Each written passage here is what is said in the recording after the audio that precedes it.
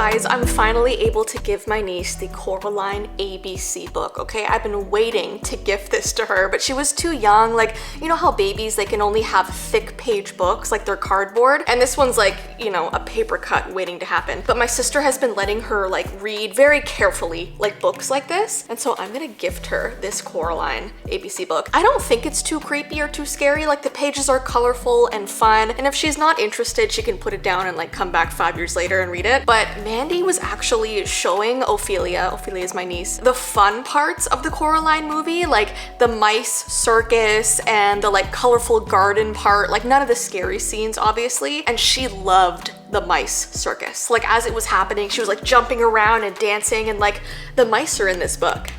Okay, so maybe she'll like it. So I'm actually gonna be able to gift this to her. I feel like I'm like the librarian, like the book girl. Like anyone in my family, when they want a book, they come to me. And so because like fall and spooky season is coming around, Mandy wanted me to give her sort of an eerie, atmospheric, creepy book. And so I thought I would give her this one to read. It's called A House at the Bottom of a Lake. And this is actually the same guy that wrote Bird Box, which turned into a very creepy movie. But this is like atmospheric horror. So it's about these two people, they recently meet and they decide to go on a date. And the date the guy chooses for this girl is for them to both go into a canoe and to go to this kind of abandoned lake. And so they're canoeing along, having a good time, getting to know each other. And suddenly the canoe brushes over something strange in the water, and they look down and all they see is a silhouette in the water of this giant mansion. So as you can see in the picture, they're up there and below them is this huge empty house under the water. So the smart thing to do was obviously to go explore it, right? So they get like a rope, they get some scuba equipment, and one at a time they take turns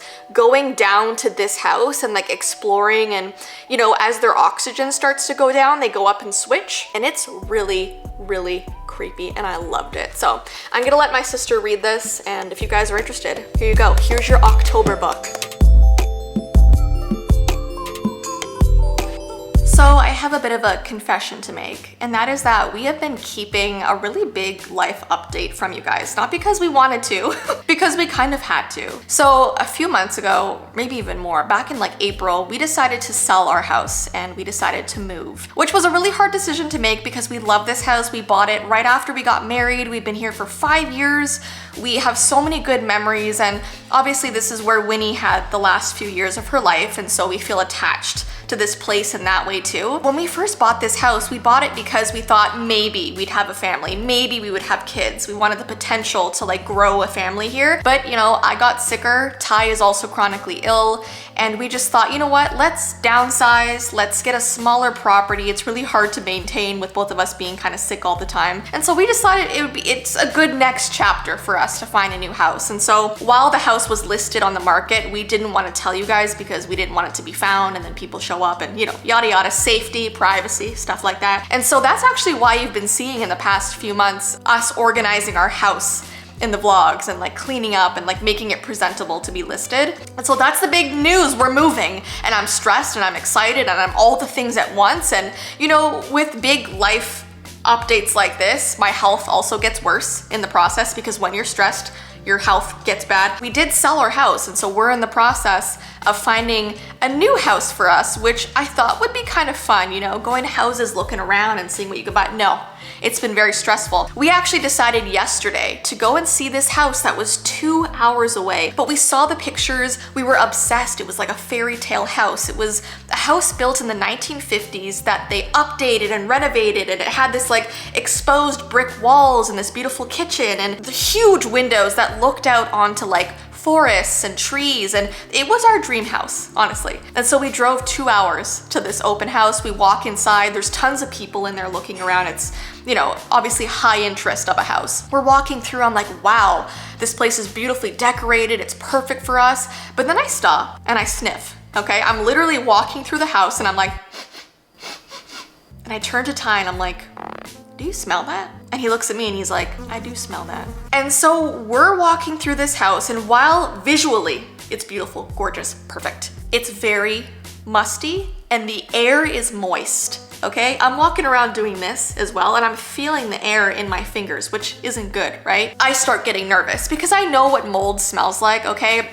With all of my health issues and breathing problems, I know what clean air smells like. We have HEPA filters in our house, so our air is dry, beautiful, crisp, amazing, everything that you want, right? So this house, I'm like, oh, I love it, but there's mold somewhere, like I know there is. So the real estate agent for this house is just kind of like standing in the kitchen with forms and talking to people. And so we go up to her and we try to phrase the question in a way that's not literally asking, is there mold somewhere in this house or have they checked for mold? Because it's an embarrassing question for her, right? There's people everywhere. It's hard to be like, is this house moldy? Like that's a weird thing to ask somebody, right? So Ty goes up to her and tries to ask her in a way that's, more respectful. He says something like, this is a very old house and I realize they did a ton of renovations, but when they were doing the construction, did they look behind the walls? Did they make sure everything looked okay? If there was any damage or whatever. And he was trying to like ask stuff like that. And she looks at him and she goes,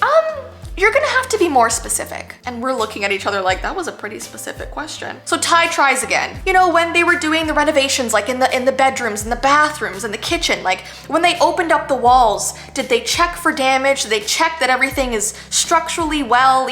Stuff like that. And the agent looks at us once again and she goes, maybe you can ask me what you think they may have found behind the walls and what you think they may have done behind the walls during construction. And Ty and I are looking at each other like, what? And she's like, maybe you can ask me a specific question of what you would want them to check behind the walls to make sure there is not, if they did in fact look behind the walls during its construction. It was like a Dr. Seuss riddle, okay? And so right there I was like, red flag. What is she trying to cover up? It was like she was trying to be a lawyer about how she was trying to get information out of us and what she should and should not answer. On the way out, we called our personal real estate agent and we were like, hey, we loved the house, but it's stinky. And so she did her own investigating and she found out the house sold 3 days prior conditionally and the potential buyers wanted to have a home inspection done. And when they did the inspection, they found black mold in the attic. She even sent us pictures. It was like black mold all over like the wood and everything in the attic. That's what they were hiding. That's what I was smelling. And so obviously those buyers backed out. And so I don't know why they would choose to have a showing 2 days later with everyone in there trying to buy the house. Like, are they not being honest? I don't know. So dodged a bullet and I'm glad my nose works really, really well. But then on the way home, we decided to go to another open house. And so we go there, we're excited to see another house. Like maybe that was just like a one-time thing. We walk into this house that online looked amazing. The pictures looked great. I mean, it was everything we could have wanted. We walked in and I look around. The walls are stained. Chunks are missing. Bugs everywhere. Upside down daddy long legs who died like this. On the floor everywhere, flies. It looked like a frat house. It smelled like a frat house. And it was just not good. We got out of there very, very quickly. So far in our house searching journey, it has not been very good. Wish us luck. We're hopefully gonna look more this week, but I thought it would be fun to tell you guys stories about our journey of looking for our new home, and maybe we can show you some things. And it's gonna be a journey the next 2 months, finding out where we're gonna be. And I'm kind of nervous because I know future Jess has a house and she's set and she's calm and she knows where she's supposed to be in life. But this Jess, she has no idea what's coming next and where we're gonna go and what's gonna happen. So I'm kind of nervous. But that is the update, our life update, and we'll definitely keep you posted on this journey.